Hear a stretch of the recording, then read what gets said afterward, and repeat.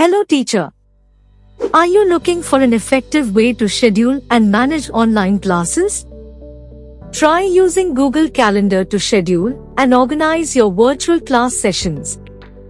Step 1. Create a new Google Calendar for your online classroom. Step 2.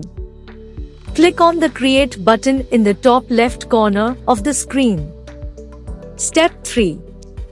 In the event title field, enter the name of your class.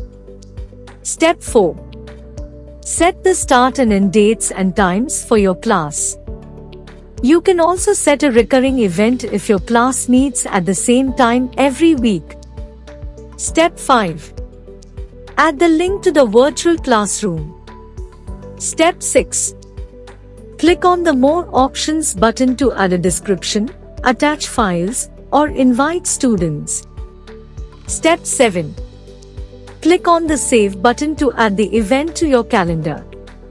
With Google Calendar, teachers can create events for each class, set reminders for themselves and their students, and easily share the class schedule with their students. For more such tech tips from InnerScore that can help teachers like yourself learn new skills, save time, and navigate the digital world, subscribe to our YouTube channel.